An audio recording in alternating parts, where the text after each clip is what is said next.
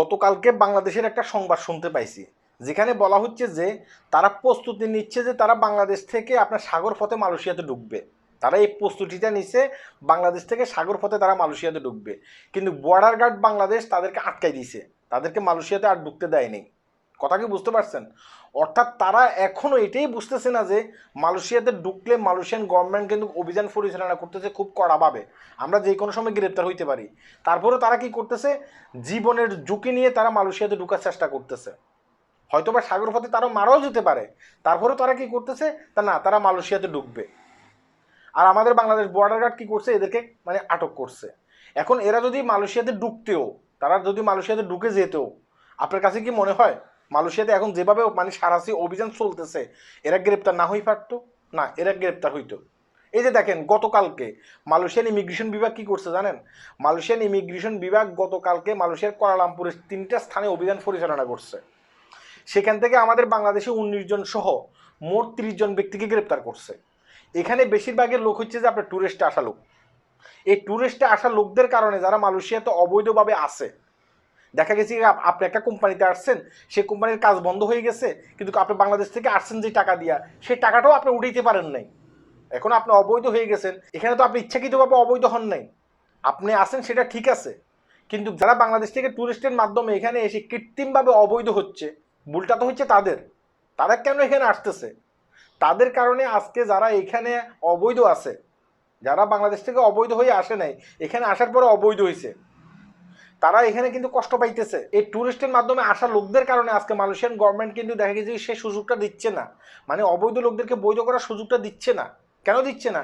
তারা দেখতেছে যে অবৈধ লোকের সংখ্যা অনেক বেশি, আমরা এখন সুযোগটা দিতে পারতেছি না। যখন অবৈধ লোকদের সংখ্যা অনেক কমবে তখন আমরা এই সুযোগটা দেবো, তার আগে কিন্তু আমরা কাঁচাই ফেলামো। সিরিয়ানি অভিযান চালাইতেছে এই কারণে। আর যেখানে সিরিয়ানি অভিযান চালাইতেছে মালয়েশিয়ান ইমিগ্রেশন বিভাগ, বেশিরভাগই কিন্তু ট্যুরিস্টের লোক ধরা পড়তেছে, কারণ তারা বাংলাদেশ থেকে কিংবা বিভিন্ন কান্ট্রি থেকে তারা এখানে আসতেছে।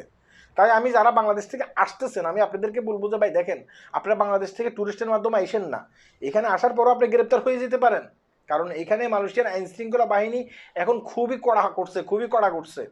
রাস্তা দিয়ে একজন বৈধ লোক যখন হেঁটে যায়, তাকে সন্দেহমূলক 3 থেকে 4 বার করে তাকায় তার দিকে। হইতে পারে এই লোকটা অবৈধভাবে বাংলাদেশ থেকে আসছে কিংবা অন্যান্য কান্ট্রি থেকে আসছে। তাই ট্যুরিস্টের মাধ্যমে এখানে আসেন না। যেসব দালাল ফালাল আপনাদেরকে ট্যুরিস্টের মাধ্যমে এখানে ঢুকাইতেছে, সেইখানে ঢুকানোর পরে আপনাকে সে কিন্তু দায় মুক্ত। সে বলবে যে আমি তোমাকে ঢুকাই ফেলছি, এখন আমার কোনো দায় নেই, তুমি যদি গ্রেপ্তার হও এটা তোমার ব্যাপার। এখন এই যে দালালের ফকরে আপনি 5 থেকে 6 লক্ষ টাকা দিয়ে দিয়েছেন, এই টাকাটা কি আপনি উঠাইতে পারবেন? এই টাকাটা আপনি কখনো উঠাইতে পারবেন না। তাই এইভাবে আইসেন না। বেশিরভাগই দেখা গেছে কি আপনার ওই যে কক্সবাজার দিয়ে তারা মালয়েশিয়াতে ঢুকার চেষ্টা করে, দেখা গেছে কি ইন্দোনেশিয়াতে এসে গ্রেপ্তার হয়ে যায়, বাংলাদেশেও গ্রেপ্তার হয়, কিংবা মালয়েশিয়া বর্ডারেও গ্রেপ্তার হয়। এই যে গ্রেপ্তার হচ্ছেন, গ্রেপ্তার হওয়ার আগে তো আপনি দালাল ফালালকে টাকা দিয়ে ফেলছেন, তাই না? এখন আপনি গ্রেপ্তার হন কিংবা আপনি মারা যান, সেটা তো দালালের কোনো রিস্ক নেই। কেন আপনি এখানে ঢুকতেছেন?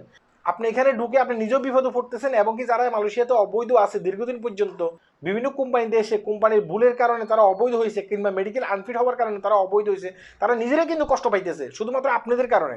আর আপনাদের কারণে কিন্তু মালয়েশিয়াতে দেখা গেছে কি এখন বৈধতার সুযোগ দিচ্ছে না, কারণ তারা দেখতেছে যে অবৈধ লোকের সংখ্যা অনেক বেশি, আগে আমাদেরকে কমাইতে হবে, পরবর্তীতে আমরা বৈধতার সুযোগ দেবো।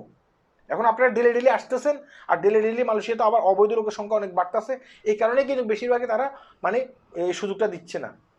তাই আমি বলবো যে ভাই এইভাবে আইসেন না, এভাবে আসলে আপনি নিজে বিপদে পড়বেন, আপনি মরিও যেতে পারেন। আর যারা এখানে আছে তারাও কিন্তু বিপদে পড়বে আপনাদের কারণে। আল্লাহ হাফেজ।